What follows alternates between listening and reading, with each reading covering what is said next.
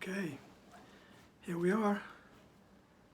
We are in session number 138 of Kevin Reads A Course in Miracles. Welcome. Okay, welcome to all who are viewing this. Session 138, we're in chapter 17, right, entitled Forgiveness and the Holy Relationship. And this is section 5, Roman numeral 5, right, entitled The Healed Relationship. Right, for quite a while now, Jesus has been talking about the unholy relationship, okay,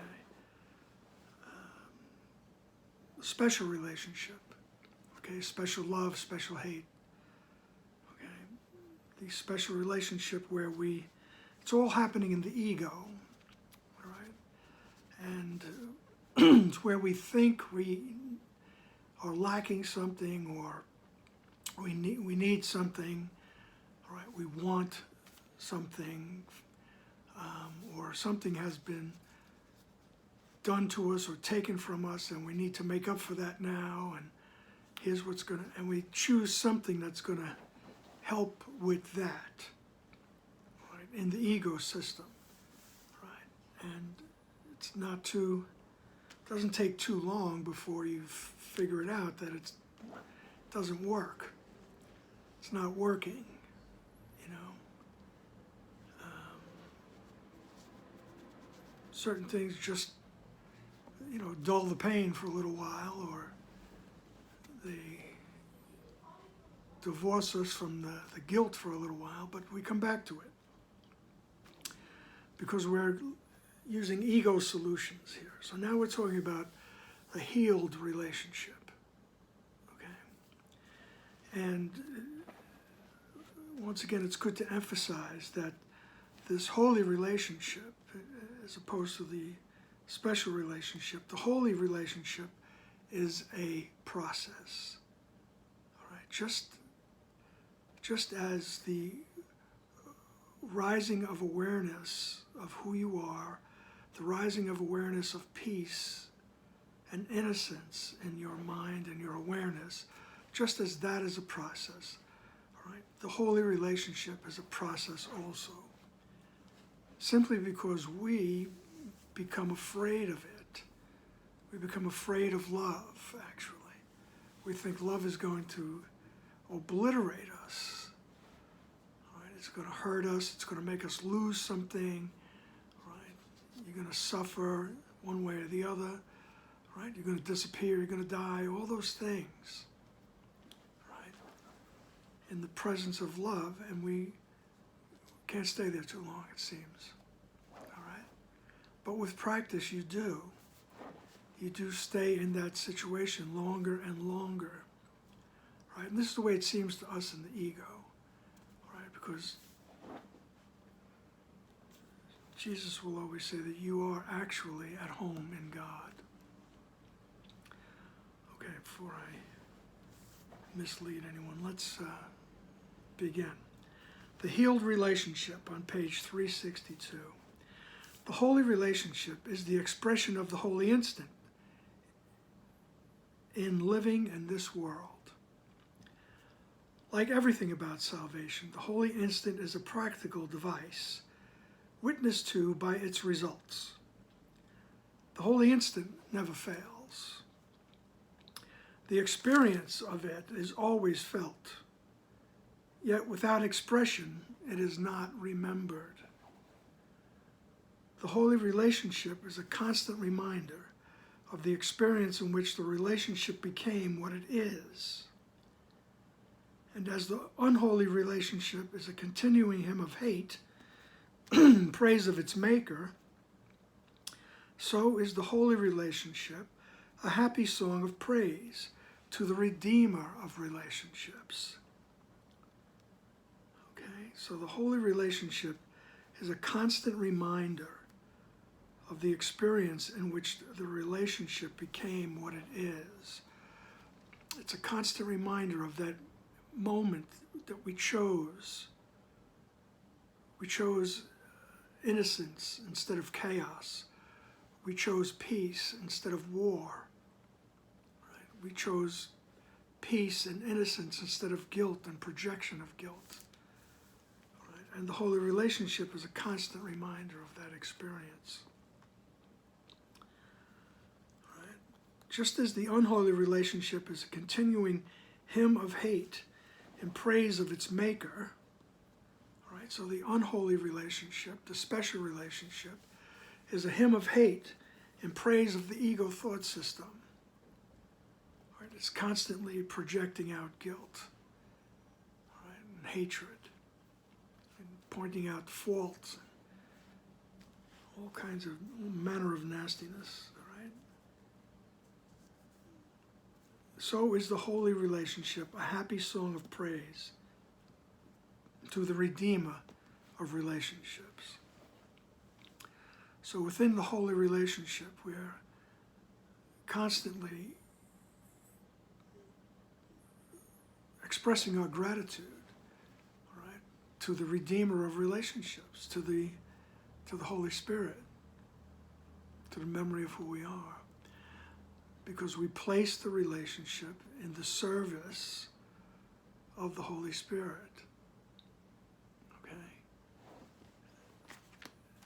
And the Holy Spirit will now apply the purpose to the relationship, which is always ultimately to realize our own innocence and the innocence and the oneness of those around us. Right. Paragraph 2, the holy relationship is a major step toward the perception of the real world. Right. The holy relationship, a major step toward the perception of the real world, is learned. It is the old unholy relationship transformed and seen anew. The holy relationship is a phenomenal teaching accomplishment. In all its aspects, as it begins, develops, and becomes accomplished, it represents the reversal of the unholy relationship. Be comforted in this. The only difficult phase is the beginning. For here, the goal of the relationship is abruptly shifted to the exact opposite of what it was. This is the first result of offering the relationship to the Holy Spirit to use for His purposes. Okay? So it's a major step toward the perception of the real world. And the perception of the real world is when we have had all our perceptions corrected. We've had our perception corrected. And the holy relationship is a major step in that. Because here I have a relationship. Say it's with a person. It's always easier to use a person.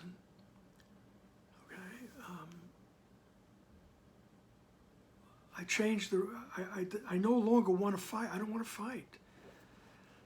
All right? It's just so, it becomes unbearable after a while. The projection of guilt that goes on back and forth. All right? But what I'm mostly become aware of is my projection of guilt onto the other.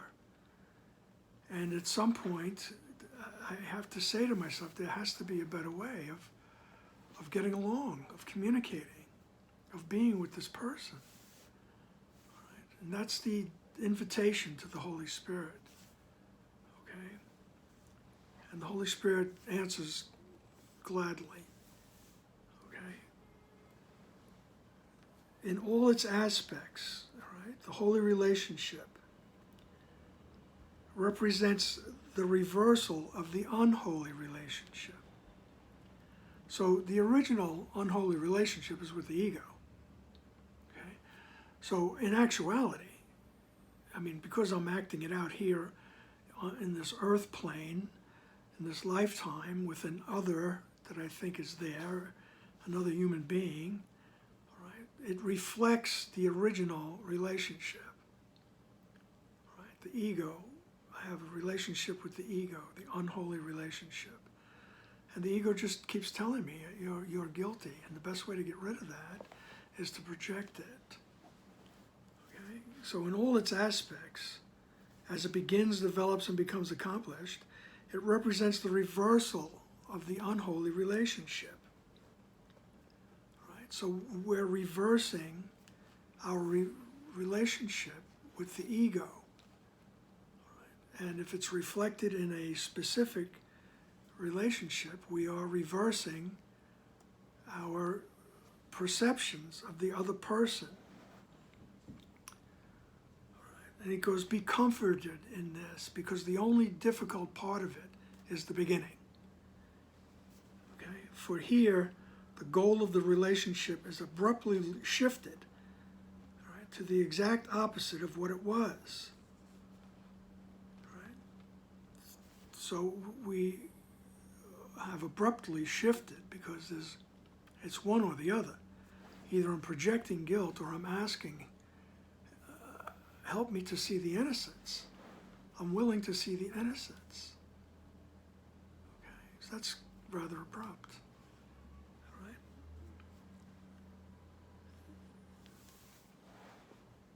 So here the goal is abruptly shifted to the exact opposite. This is the first result of offering the relationship to the Holy Spirit to use for His purposes. So that's what we're doing. I mean, it dawns on us after a while, this is no way to live. I mean, if I'm, like we're using a human relationship here, we eventually say, there's no way to live. Really, it's constant bickering, right? And it might even be, a little bit more forceful than bickering, right? And no one will ever tell you you have to stay in an abusive relationship, right? Jesus would never tell you this is where you have to stay. You have to work it out. No, all right? Don't hear this. Don't let the ego tell you otherwise. All right? Sure, we'd like to see our own innocence, and we do that by being willing to see the innocence in the other, but we don't need to stay in the same proximity as a person who's abusing us. Okay? So don't ever think you have to stand there and take it and work it out. You can work it out from several thousand miles away if you have to, because those thoughts are always in your mind, right? That person is always in your mind, okay? And you can bet your bottom dollar that you can come to peaceful terms in your mind, right, with anyone, okay? But no one says you have to physically stand in front of them in order to do that.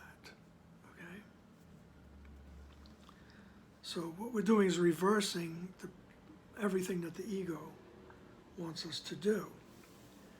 Right? And he tells us in paragraph 3, the invitation is accepted immediately.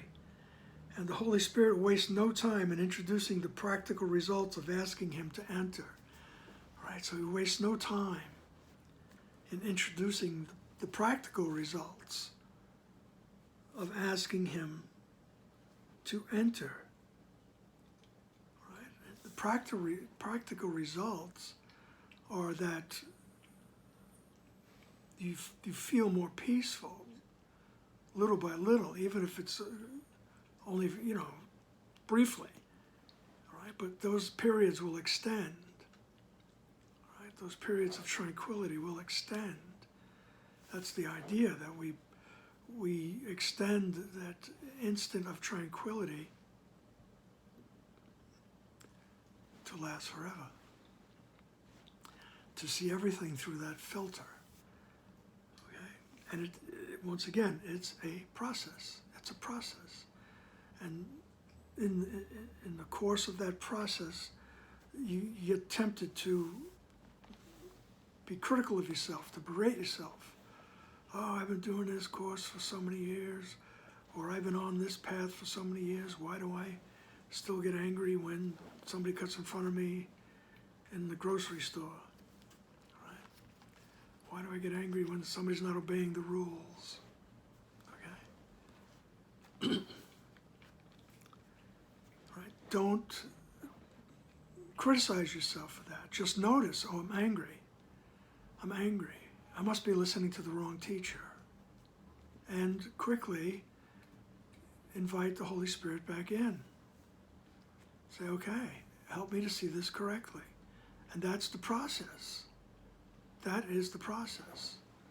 Right? And even though we're talking about a relationship with a person, in actuality, we're talking about the relationship with the ego thought system. All right?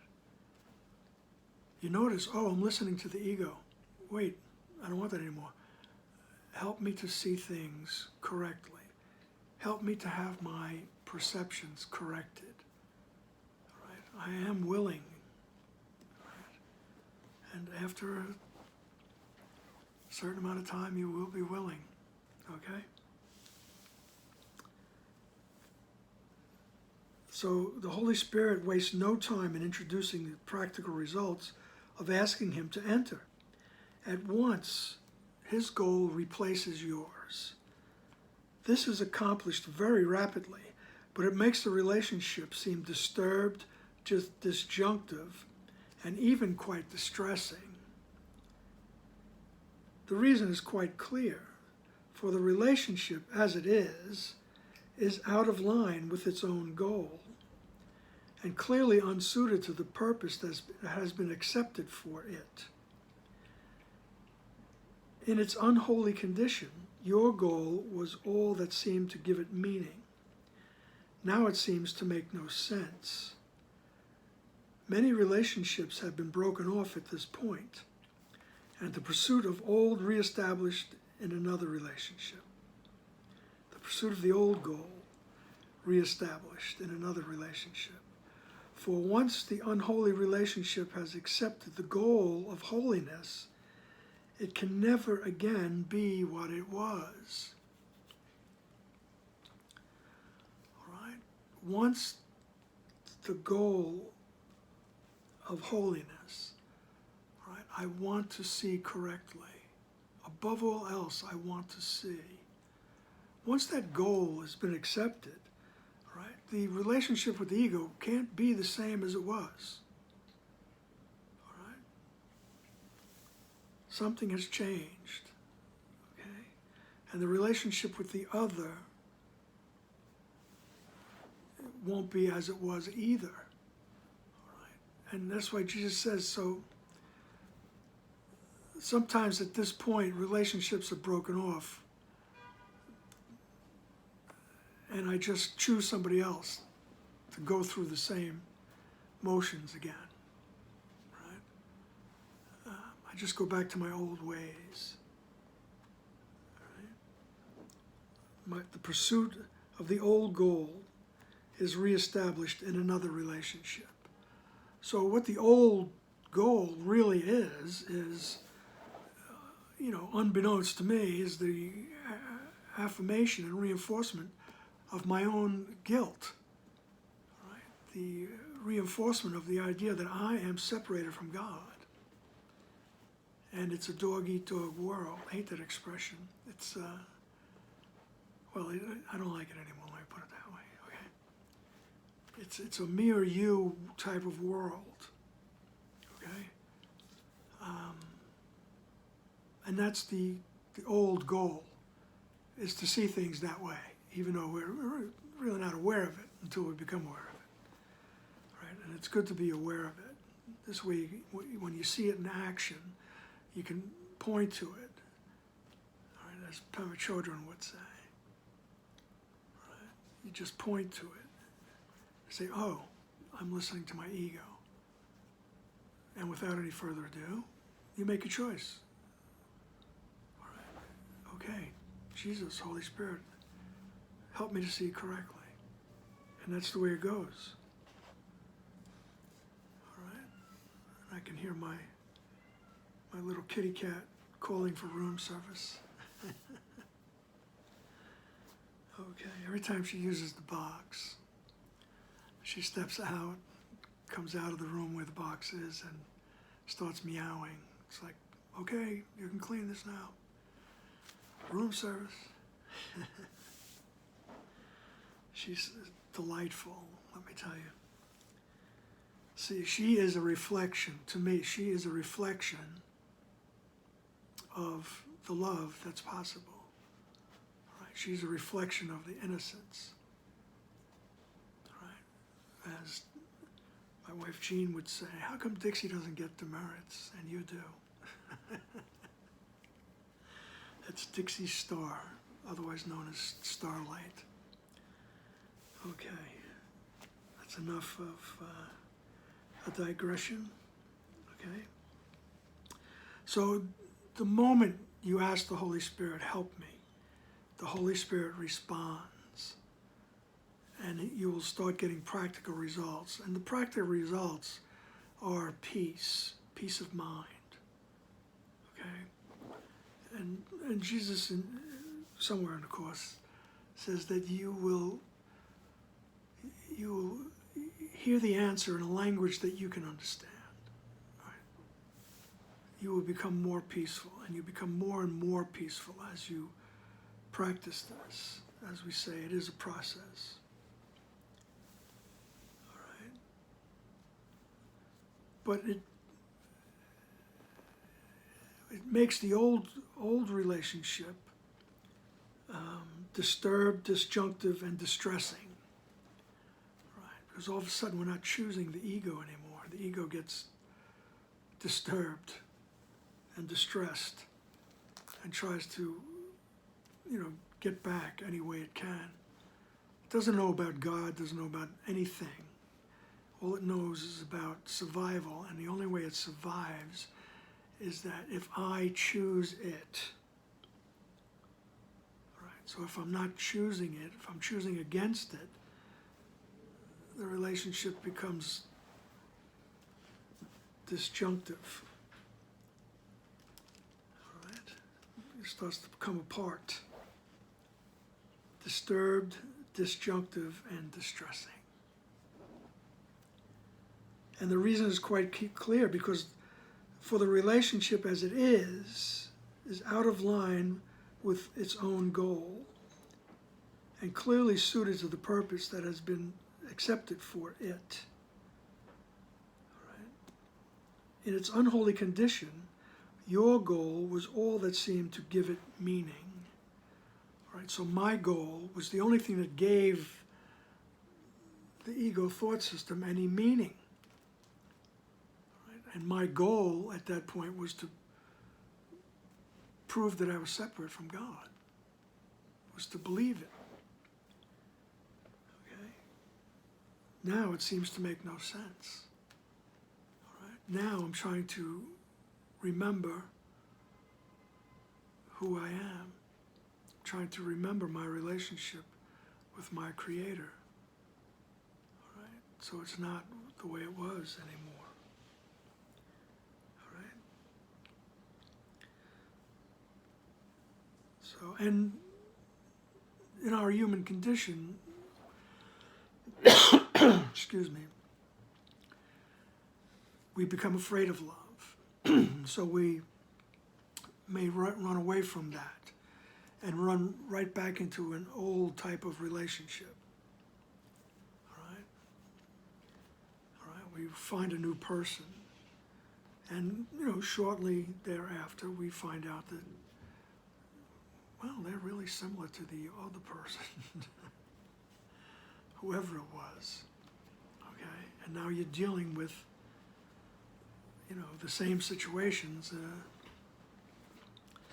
with different clone. All right? For once the unholy relationship has accepted the goal of holiness, it can never again be what it was. Paragraph 4, the temptation of the ego becomes extremely intense with this shift in goals. See, the ego raises the ante. It says, oh, wait, what is he doing? All right. For the relationship has not as yet been changed sufficiently to make its former goal completely without attraction, and its structure is threatened by the recognition of its inappropriateness for meeting its new purpose. The conflict between the goal and the structure of the relationship is so apparent that they cannot coexist. Yet now, the goal will not be changed. Set firmly in the unholy relationship, there is no course except to change the relationship to fit the goal. Until this happy solution is seen and accepted as the only way out of the conflict, the relationship may seem to be severely strained. Okay?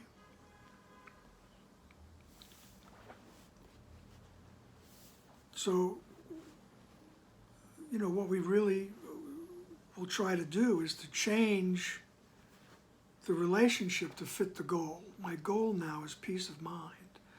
My goal now is becoming aware of innocence, right? Becoming aware of oneness, ultimately. All right, that's the goal. So the relationship has to change. All right, and it's not that I need to change people or change substances or change jobs or whatever. Right? I don't need to change. I need to change the way I see them. Okay? I need to change the way I see them. And once again, this is not telling you you have to stay in an abusive relationship. You can change the way you see them from a few miles away. You know what I mean? You can change the way you see them from a place where they don't know where you are. Whatever it takes. Okay? You can ask the Holy Spirit to help you see them correctly so that your anger disappears, right? And your understanding rises. So that's how the relationship changes to fit the goal. Okay? And until this happy solution is seen and accepted as the only way out of the conflict, the relationship may seem to be severely strained.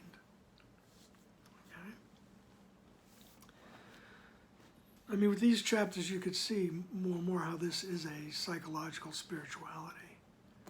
Right? Things are taking place in the mind, in the thoughts.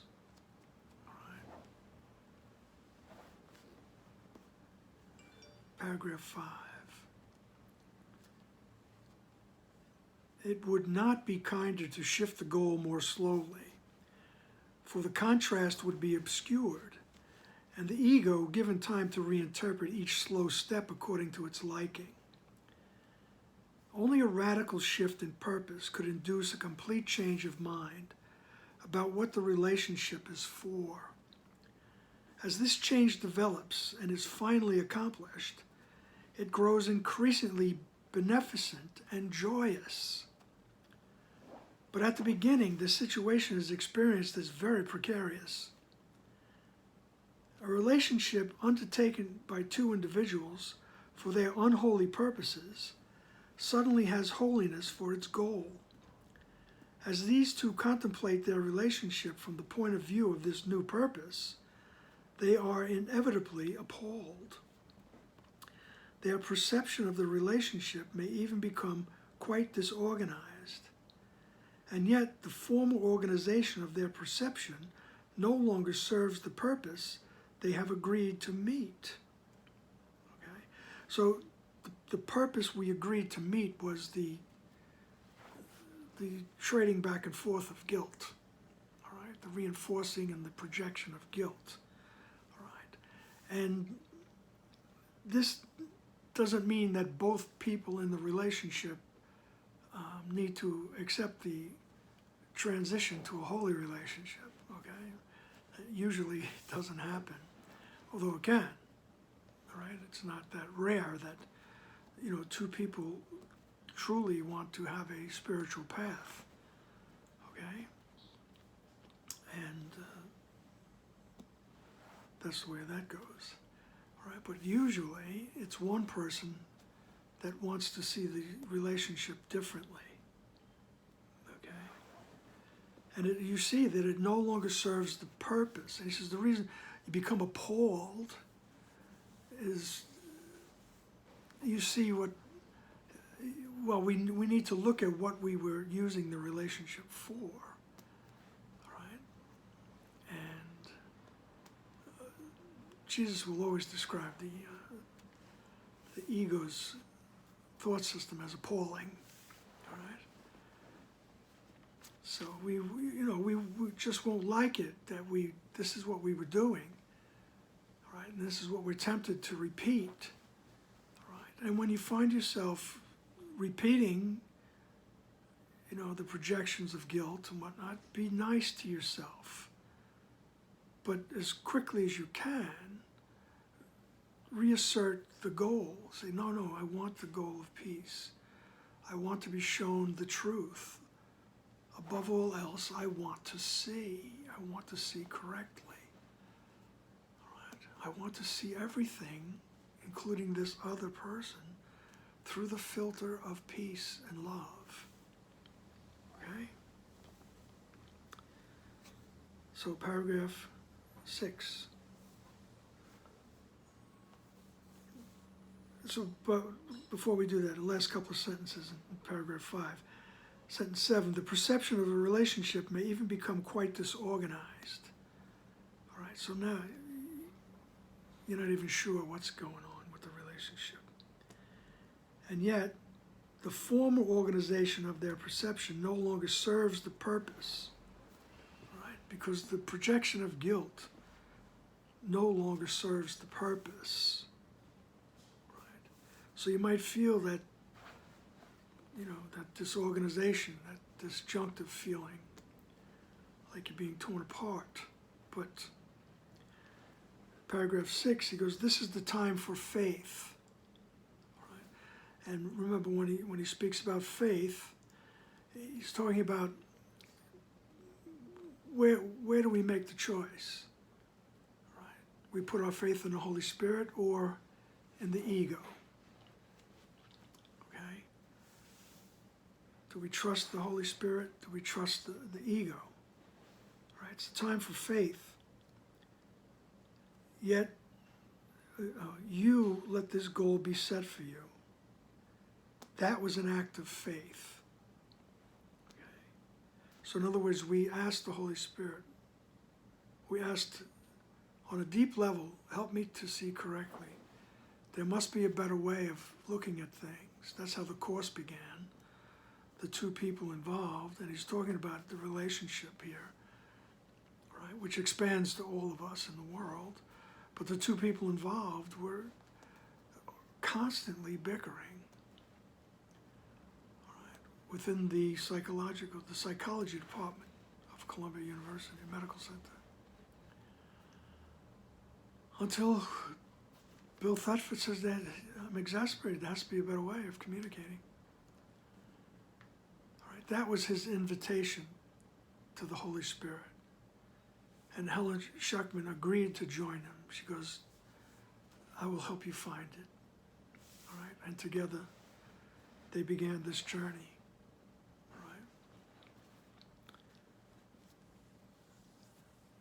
But you could see how the relationship all of a sudden shifted. The goal was shifted. Right? And Bill Thetford and Helen Schuckman put their faith in the Holy Spirit. Right? And the goal was set for them. Right? You let the goal be set for you by the Holy Spirit. The goal is, first, initially, peace of mind. Okay. So then he says, sentence 4, sentence 3, that was an act of faith. All right? Help me to see correctly. That's the act of faith. He says, do not abandon faith now that the rewards of faith are being introduced. If you believed the Holy Spirit was there to accept the relationship, why would you now not still believe He is there to purify what he has taken under his guidance? Have faith in your brother in what but seems to be a trying time. The goal is set. and your relationship has sanity as its purpose. For now you find yourself in an insane relationship, recognized as such in the light of its goal. Right? So the relationship, in the light of the goal of maintaining guilt and separation, he says that's insane. All right, now, all right, your relationship has sanity as its purpose. Remember that sanity is, at its root, the word is health. It's healed. All right, so healing is the purpose now. Now the ego counsels thus in paragraph 7. Right? Substitute this for another relationship to which your former goal was quite appropriate. You can escape from your distress only by getting rid of your brother. You need not part entirely if you choose not to do so, but you must exclude major areas of fantasy from your brother to save your sanity. And he says in italics, hear not this now. Right? In other words, don't listen to the ego telling you, okay, go back to the way it was. Get somebody else. Get rid of that guy. Get rid of that woman. Get rid of that job. Get rid of that boss. All right? He says you don't have to part entirely, with the goal of separation if you don't want to. Right? But you have to exclude major areas of fantasy from your brother to save your sanity. Right? He says, don't listen to this. Hear not this now. Have faith in him who answered you. Right? Have faith in the Holy Spirit. And a little sentence there. He heard. Right? The Holy Spirit hears you. Has he not been very explicit in his answer? You are not now wholly insane. Can you deny that he has given you a most explicit statement? Now he asks for faith a little longer, even in bewilderment. For this will go, and you will see the justification for your faith emerge to bring you shining conviction. Abandon him not now, nor your brother. This relationship has been reborn as holy. Okay? So you don't have to abandon the other person. You don't have to give it up. You don't have to go, join a monastery somewhere. You don't have to go be a nun, join some commune or something. After 23 years of marriage, I'm going to live in the Himalayas. You don't have to do that, right? Now he asks for faith, even in your bewilderment, right? Can you deny that he has not given you, that he has given you a most explicit statement? Then he goes, you're not wholly insane anymore, right? You are not wholly insane anymore. Once again, he says that. He goes, look, we're halfway through this text. I've been talking to you for years now. He says, you're not wholly insane. All right? You know when to question your ego. All right? You're starting to listen to the truth. All right? Now he asks for faith a little longer. The Holy Spirit does. Because even though you're bewildered, he goes, this bewilderment will go. It won't last. Okay? And you will see justification for your faith emerge. All right? And the more we practice, it will bring us shining conviction, he says. To bring you shining conviction. Abandon the Holy Spirit. Don't abandon him now. Abandon him not now, nor your brother, right? Nor the other person or other people. Because this relationship has been reborn as holy. Now we can use this relationship to remember our own innocence and to see the innocence in our brother and the other. Okay? The relationship has been reborn as holy. Paragraph 8, accept with gladness what you do not understand, and let it be explained to you as you perceived its purpose. Work in it to make it holy. Okay? So, accept with gladness what you do not understand. Right? We don't understand the concept of oneness. We don't even understand the concept of who we really are. Right? But let it be explained to you. As you perceive its purpose, work in it to make it holy. Right? You'll see the purpose in the relationship to make it holy. You will find many opportunities to blame your brother for the failure of your relationship, for it will seem at times to have no purpose. A sense of aimlessness will come to haunt you and to remind you of all the ways you once sought for satisfaction and thought you found it. Forget not now the misery you really found, and do not breathe life into your failing ego, for your relationship has not been disrupted, it has been saved. Okay? I just want to go back to the way things were, the way they were. But Jesus says, well, remember, they weren't that great, right? Might have had a few moments of happiness or bliss or great pleasure or satisfaction or whatever. He says, but for the most part, the price was too much. It wasn't that much fun.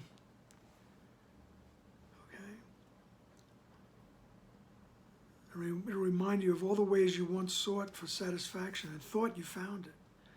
Forget not now the misery you really found. Right? And do not breathe life into your failing ego. All right? So because your relationship has not been disrupted, it's been saved. All right? It's been saved because we want to see it differently. Paragraph 9. You are very new to the ways of salvation and think you have lost your way. Your way is lost, but think not this is lost. This is loss. In your newness, remember that you and your brother have started again together, and take his hand to walk together along a road far more familiar than you now believe. Is it not certain that you will remember a goal unchanged throughout eternity? For you have chosen but the goal of God, from which your true intent was never absent. Okay? So, he says, you're very new to the ways of salvation, and you think you've lost your way.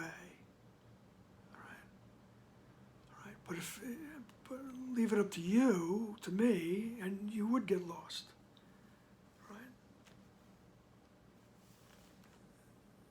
He says, in your newness, remember that you and your brother have started again together. All right? He says, you're not really lost, right? You've started together. Okay? And take his hand to walk together along a road far more familiar than you now believe. All right? He says, you're going to recognize this road. You're going to remember this road. You're going to remember more and more who you really are.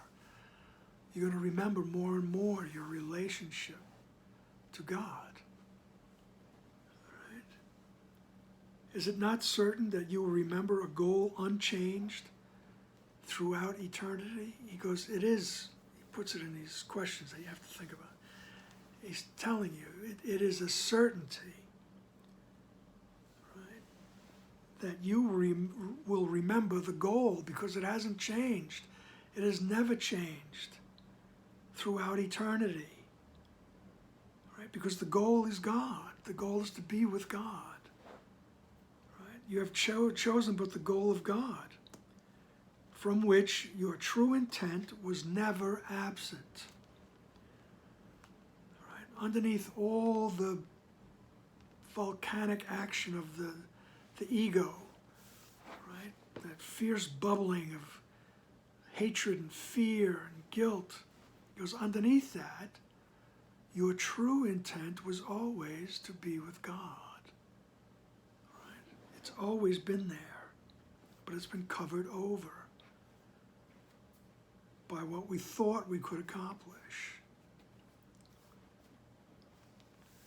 Paragraph 10. Throughout the sonship is the song of freedom heard, and joyous echo of your choice. You have joined with many in the holy instant, and they have joined with you. Think not your choice will leave you comfortless, for God himself has blessed your holy relationship. Join in his blessing, and withhold not yours upon it. For all it needs now is your blessing, that you may see that in it rests salvation. Condemn salvation not, for it has come to you, and welcome it together. For it has come to join you and your brother together in a relationship in which all the sonship is together blessed.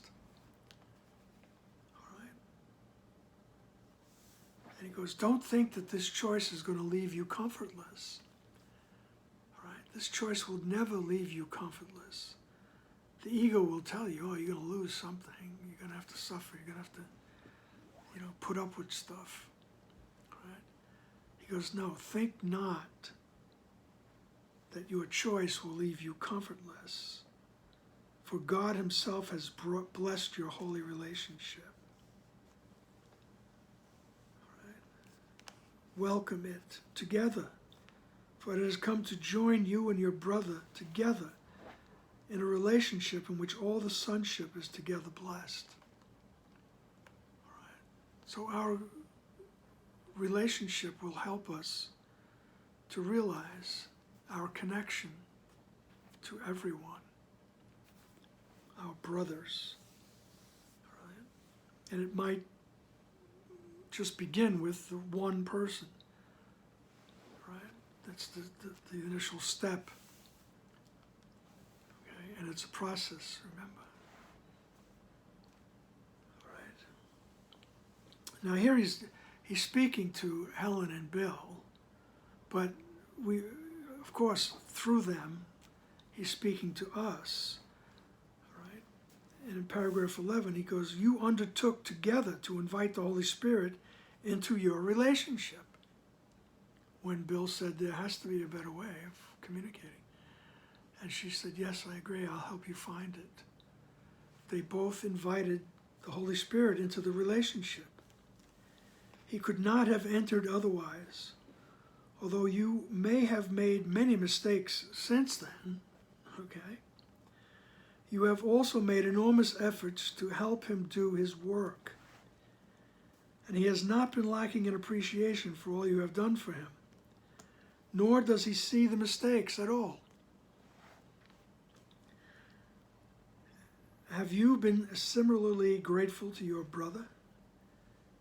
Have you consistently appreciated the good efforts and overlooked the mistakes? Or has your appreciation flickered and grown dim in what seemed to be the light of the mistakes? Perhaps you're now entering upon a campaign to blame him for the discomfort of the situation in which you find yourself. And by this lack of thanks and gratitude, you make yourself unable to express the holy instant and thus lose sight of it. Right? You don't lose it forever, you lose sight of it. Right? I mean, and if you were to study and listen to Ken and the way he talks about Helen Schuckman and his book, Absence from Felicity, he would describe Helen and the way she was as a human being, and Bill, and their relationship was quite cantankerous, right? There was a lot of conflict there, okay? And now, you know, in chapter 17 already, and remember this took seven years to accomplish these 3 books, okay? So somewhere you got to figure this is at least year 3, 4, and he's telling Helen, you know, you undertook together to invite the Holy Spirit into your relationship, all right? And then he says, although you've made many mistakes since then, okay, that's the arguments. They would slip back into it. Right? He says, but you've also made enormous strides. He's also made enormous efforts to help the Holy Spirit do his work, right? Which is to raise the consciousness in the mind of the sonship to who you really are, to remember your relationship with God. And he's not been lacking in appreciation for all you've done for him. And he doesn't see your mistakes, nor does he see your mistakes at all, right? Holy Spirit just waits to be called back into action, all right? Have you been similarly grateful to your brother? So have you been the same way as the Holy Spirit to your brother, right? Have you been willing to overlook the mistakes? Have you consistently appreciated the good efforts and overlooked mistakes, or has your appreciation flickered? Has my appreciation of the other for helping me to see what path I've chosen, what teacher I've chosen? All right. Am I grateful to him, or has my appreciation flickered and grown dim in what seemed to be the light of the mistakes, because he or she's constantly doing the same thing? You know, I can't get my peace of mind. All right. Okay. Or has your appreciation flickered and grown dim in what seemed to be the light of the mistakes? Perhaps you are now entering upon a campaign to blame him for the discomfort of the situation in which you find yourself. All right? I don't feel good. It's your fault. Really? You started this. And by this lack of thanks and gratitude, you make yourself unable to express the holy instant and thus lose sight of it.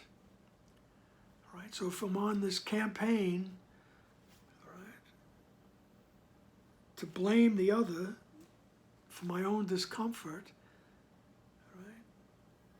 he says, you make yourself unable to express the holy instant. You make yourself unable to be a channel of love, a channel of forgiveness. Right? And thus you lose sight of it. Right? You don't lose it forever. It's like you don't know where you put your keys. You'll find them. Right? But you lose sight of them for a second. And you do the same thing when you start falling back into the temptation to blame the other for my lack of peace, in whatever form it takes.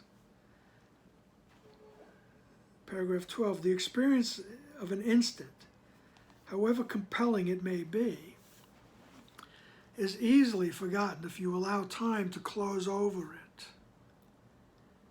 It must be kept shining and gracious in your awareness of time, but not concealed within it. Right? The instant remains. But where are you? To give thanks to your brother is to appreciate the holy instant, and thus enable its results to be accepted and shared. To attack your brother is not to lose the instant, but to make it powerless in its effects. right? So once again, you don't lose the instant, but you make it powerless in its effects because you're choosing to blame the other, to attack your brother. All right. He goes, you may have this wonderful instant where you feel the peace. Remember, he said the holy instant, it's a picture of eternity. It's a little miniature of heaven. All right. And it can be very compelling. He says, but it can be easily forgotten if you allow time to close over it. All right. If we're not constantly vigilant, if we're not constantly reinforcing it, if we're not constantly asking Holy Spirit, help me to see correctly. I'm willing to see correctly. Time will eventually close over it.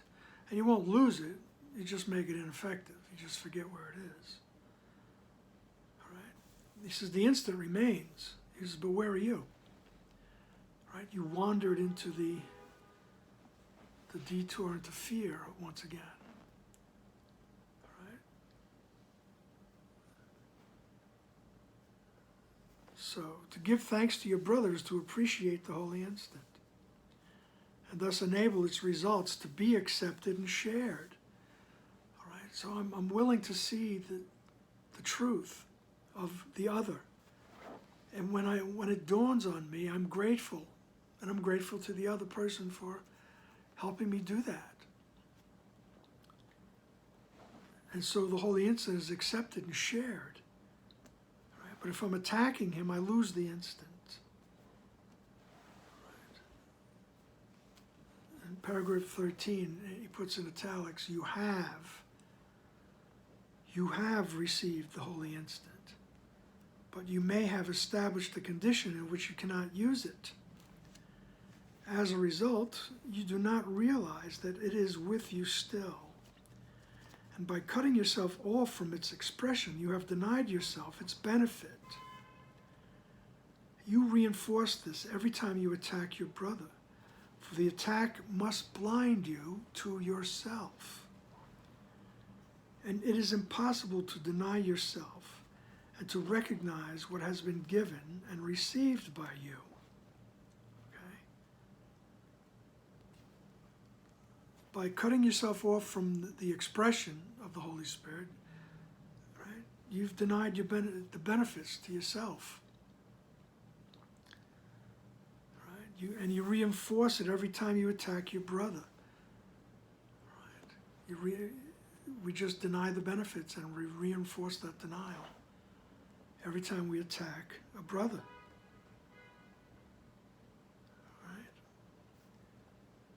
Paragraph 14, you and your brother stand together in the holy presence of truth itself.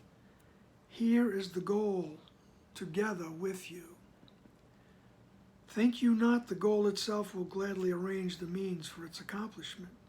All right? That's a question he puts in. Sorry. He says, think you not the goal itself will gladly arrange the means for its accomplishment? All right, so once we accept the goal of seeing truth, he says the goal will help you. All right? It'll set things up.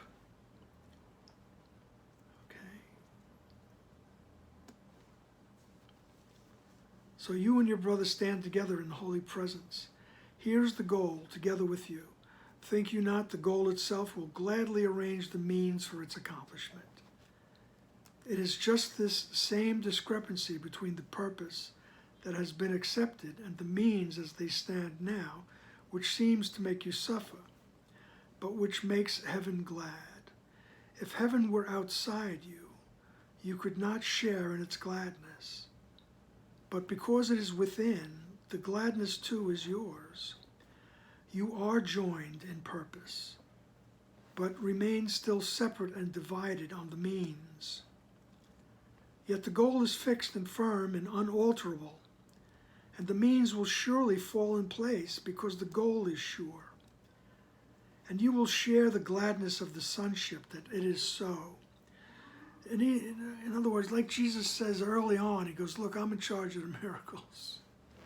let me do the miracles. You just be willing to have them done through you. Right? You don't need to know. You don't need to figure it out where the change in perception, where the miracle needs to be applied. You don't have to know who needs a miracle. Just be willing to see correctly. Just be willing to sit in the memory of who you are. And things will fall into place, he says. Okay?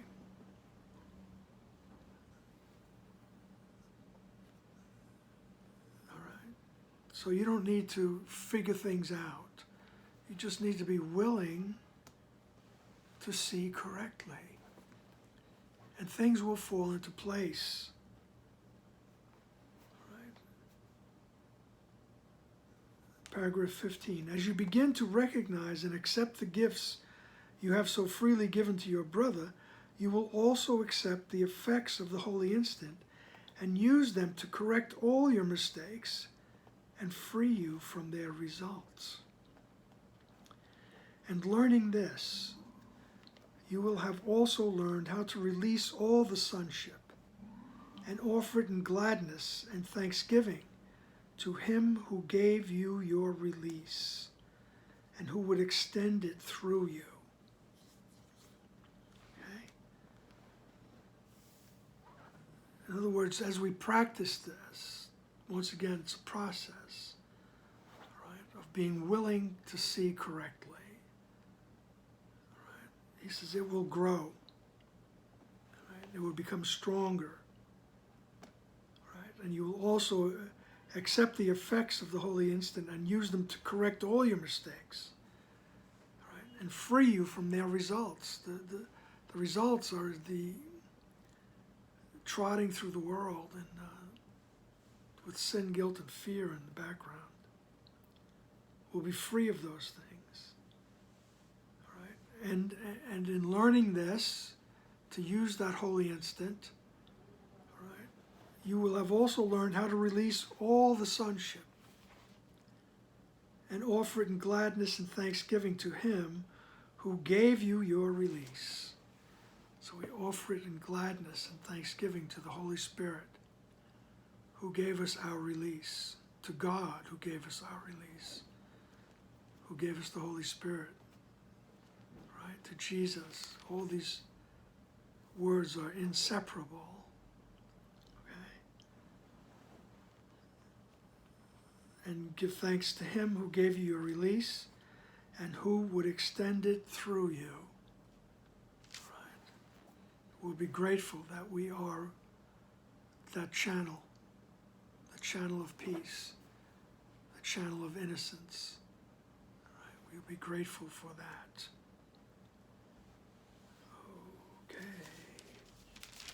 That's what happens with the healed relationship. All right? We will change that relationship with the ego. And with practice, we become aware of everything. We become aware of the purpose of the world, and we become aware of our purpose, and we allow the purpose of the Holy Spirit to work through us. All right? As long as we are still here, we will become the channels, and we will see the world through the eyes of truth. Right? And that is the healed relationship.